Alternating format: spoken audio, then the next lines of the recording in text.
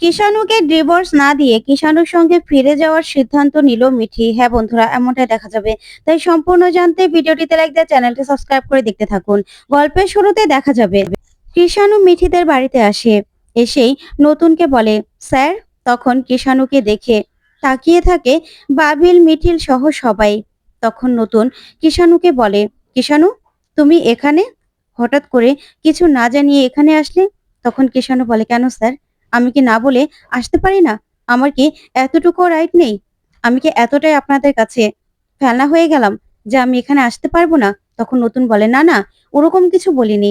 তখনই কমলিনী আসে আর এসেই বলে, কিষাণু তুমি এসেছো? তখন ঠাম্মি বলে, বসো নাতজামাই। তখন কমলিনী বলে, বড় মাসিমা এখনো কি ও নাতজামাই বলার অবস্থায় আছে? তখন বড় ঠাম্মি বলে, কেন? ওদের তো আর ডিভোর্স হয়নি।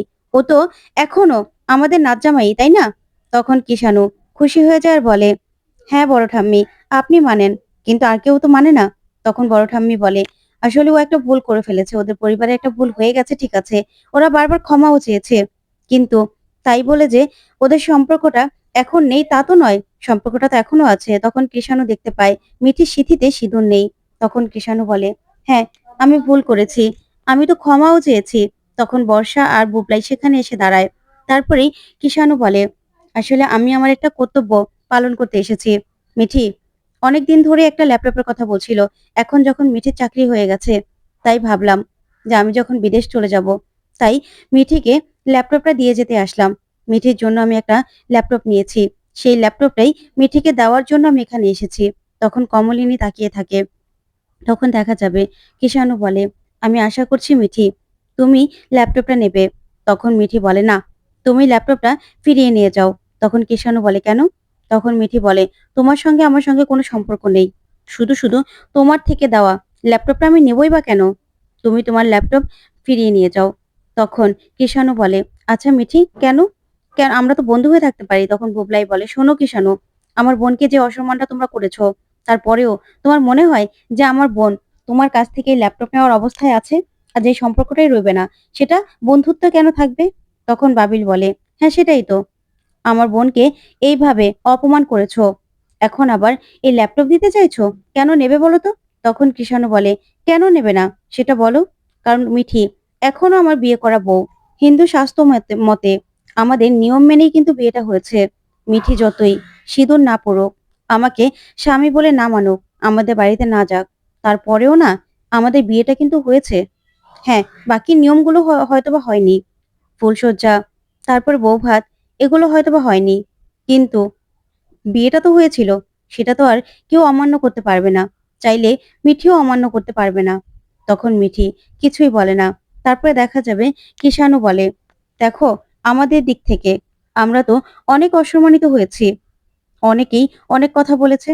সে বৌভাতের দিনে আত্মীয় স্বজন পাড়া প্রতিবেশী সবাই এসেছিল, শুধুমাত্র বউ ছিল না, তার জন্য অসম্মানিত আর কম হয়নি। তখন মিঠি বলে, দেখো সেটার জন্য আমি দায়ী নই যে আমাকে তুমি এই কথাগুলো শোনাবে। তখন কৃষাণু বলে, কেন শোনাবো না মিঠি? তুমিও তো আমাকে অসম্মান কম করনি, আমাকে অনেক অপমান করেছো তুমি। তখন মিঠি বলে, আমি তোমাকে কি করে অপমান করলাম বলো তো? আমি তো তোমাকে অপমান করিনি, বরঞ্চ তুমি আমাকে অপমান করেছো। তুমি আমাকে অবিশ্বাস করেছো, অনেকগুলো কথা শুনিয়েছো, তারপরেও কেন এসব কথাগুলো বলছো? তখন কৃষাণু বলে, আমি মানছি আমি ভুল করেছি, তার জন্য তো আমি ক্ষমাও চেয়েছি মিঠি, কিন্তু তুমি আমাকে ক্ষমা করতে পারোনি। আমার পরিবার, আমরা সবাই ভুল করেছিলাম, তাই আমরা ক্ষমা চেয়েছি। এমন তো না যে কোনো ভুলের ক্ষমা হয় না, কিন্তু তুমি আমাকে ক্ষমা করতে পারোনি।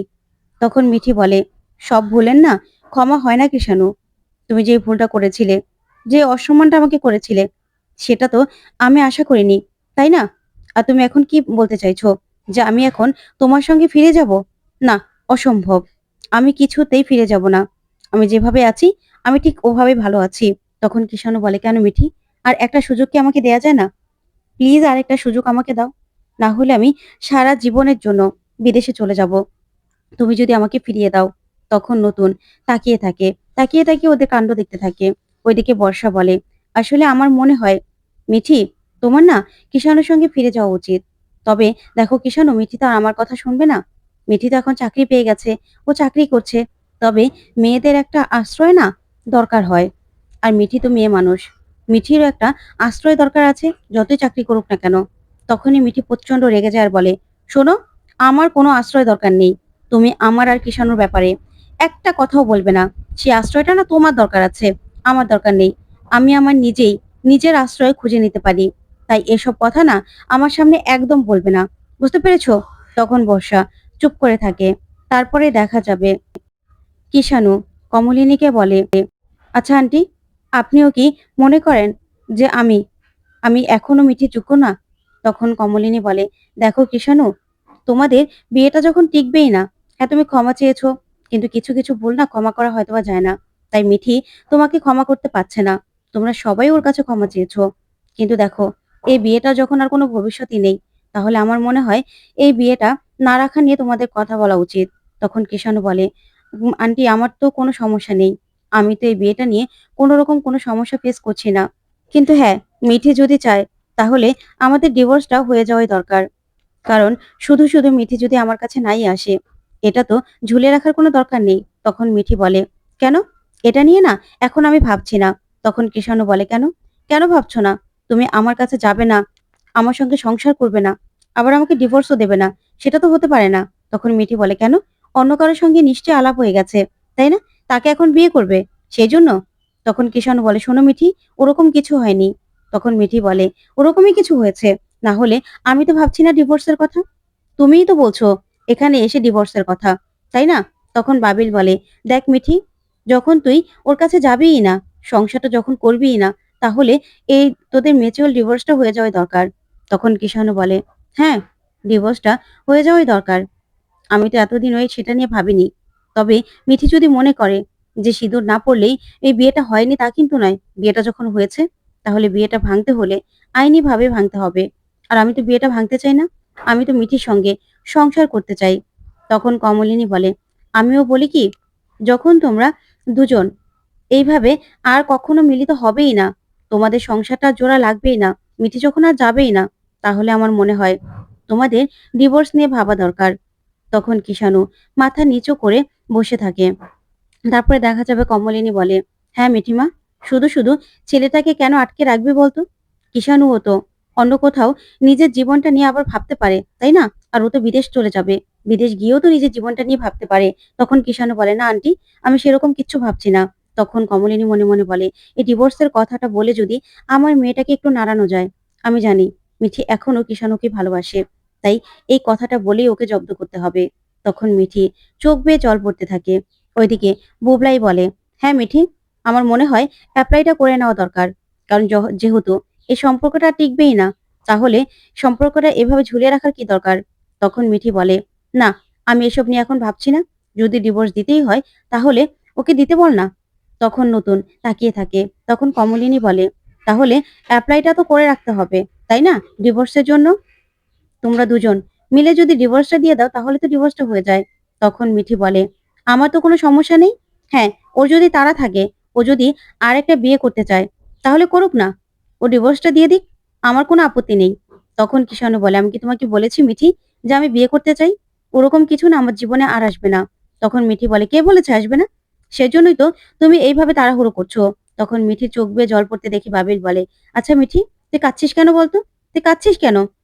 যে বিয়েটার কোনো মানেই নেই, যে বিয়েটা কিছুই হয়নি, তাহলে তুই কাঁদছিস কেন?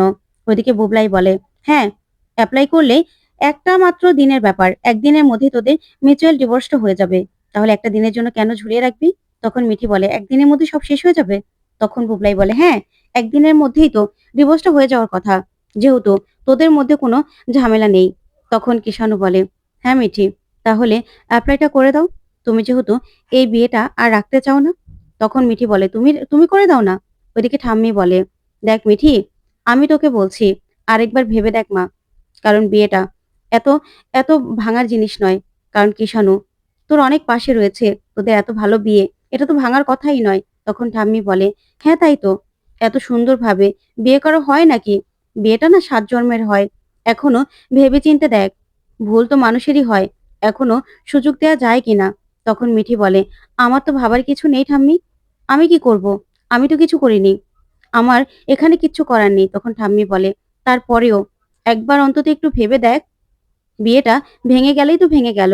ওইদিকে কমলিনী বলে, কিষাণু বাবা, কিছু খাবে তুমি? তখন কিষাণু বলে, না আন্টি, আমি কিছু খাবো না। তখন কমলিনী বলে, দেখো, তোমাদেরকে এবার শক্তভাবে সিদ্ধান্তটা নিতে হবে। যেহেতু এই বিয়েটা আর টিকবে না, তাহলে এই বিয়েটা এভাবে ঝুলিয়ে রাখারও কোনো দরকার নেই। আর মিঠি, কিষাণু তো তোমাকে বলেই দিয়েছে যে ও বিদেশ চলে যাবে। তাহলে তুমিই বা ছেলেটাকে এইভাবে ঝুলিয়েই বা রাখবে কেন? ওর জীবনে তো ওর আরো লক্ষ্য আছে। তখন কিষাণু বলে, আন্টি, আমি সেই জন্য কিছু বলছি না। তখন কমলিনী বলে, যাই হোক না কেন বাবা, এটা নিয়ে যেহেতু মিঠি তোমার সঙ্গে সংসার করতে যাচ্ছে না, মিঠি তোমার সঙ্গে আর সংসার করবে না, তাহলে কি দরকার? তখন মিঠি বলে, হ্যাঁ তাই তো, আমি আমি তো ঝুলিয়ে রেখেছি, তাই না? সব দোষ এখন আমার। তখন কিষাণু বলে, আমি কি বলেছি নাকি মিঠি যে সব দোষ তোমার? সব দোষ তো আমার।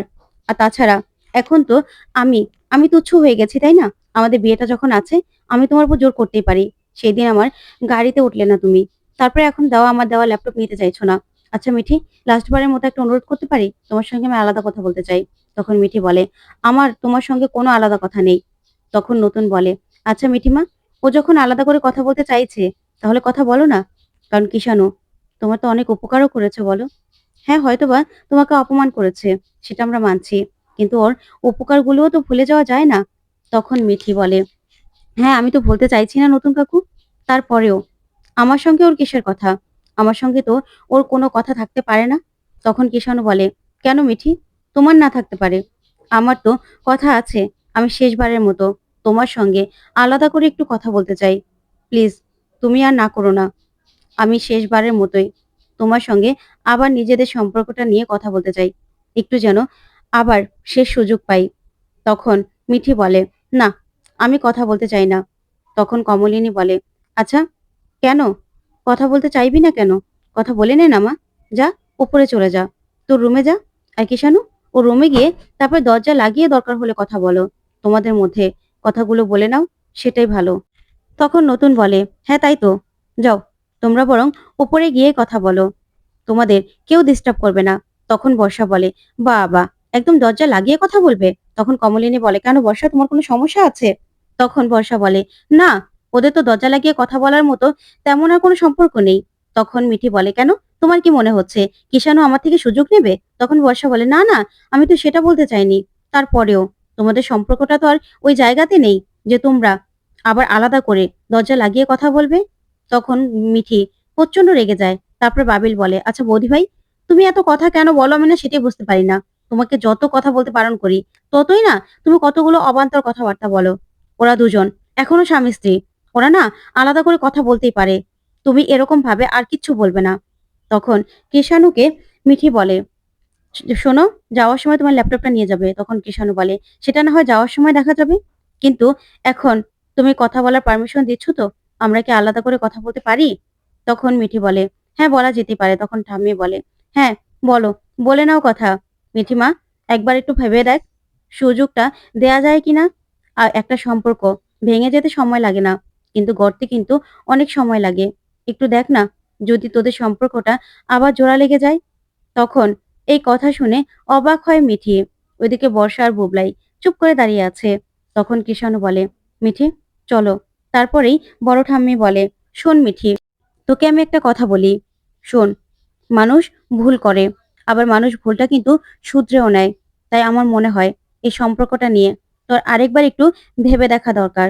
ছেলেটাকে একবার সুযোগ দেয়া দরকার। আমরা বলছি না যে তুই বাড়িতে চলে যা, কিন্তু তুই চাকরি করছিস, এখন নিজের পায়ে দাঁড়িয়েছিস। আর কিষাণু তোকে তো কম সাপোর্ট করেনি। হ্যাঁ, একটা দুর্ঘটনা ঘটেছিল, ওরা সব জেনে শুনেই তোকে ফিরিয়ে নিয়ে যেতে এসেছিল। এবার কিন্তু তোর একটা সুযোগ ওকে দেওয়া দরকার। তুই যদি আরেকবার ভেবে দেখিস, সেটাই মনে হয় ভালো হয়। আমি তোকে আর কখনো কিছু বলবো না। তারপরে দেখা যাবে মিঠি আর কিষাণু মিঠির ঘরে যায়। তখন মিঠি বলে, বলো, কি বলতে এসেছো? তখন কিষাণু বলে, আচ্ছা মিঠি, আমরা কি আরেকটা সুযোগ পেতে পারি না আমি? তখন মিঠি বলে, মানে? তখন কিষাণু বলে, আমার বিয়েটা আমাদের বিয়েটা তো হয়ে গেছে মিঠি। আর তাছাড়া আমি বিদেশ চলে যাব, তোমাকে তো আমি আগেও বলেছি। তখন মিঠি বলে, হ্যাঁ বলেছো তো। তখন কিষাণু বলে, বিদেশে তো আমি একা যেতাম না, তোমাকে সঙ্গে নিয়ে যেতাম। ইনফ্যাক্ট তোমারই বিদেশ যাওয়ার ইচ্ছে ছিল, আমার ইচ্ছে ছিল না। তখন মিঠি বলে, জানি। তখন কিষাণু বলে, তাই আমি বলছি এখনো যে আমি তোমাকে নিয়ে বিদেশ যেতে চাই। আর যদি না হয়, তাহলে আমি এখান থেকে সারা জীবনের জন্য চলে যাব। তোমাকে আমি বলছি মিঠি, তুমি যদি আমার জীবনে না আসো, তাহলে আমি থাকবো না। তখন মিঠি বলে, "কেন? তোমার জীবনে নিশ্চয় অন্য কেউ চলে এসেছে। সেজন্য এসব কথাগুলো বলছো।" তখন কৃষাণু বলে, "না, আমার জীবনে আর কেউ নেই মিঠি, তুমি ছাড়া।" তো বন্ধুরা, কেমন লাগলো আজকের আপডেট? কমেন্ট করে জানাতে ভুলবে না। ধন্যবাদ।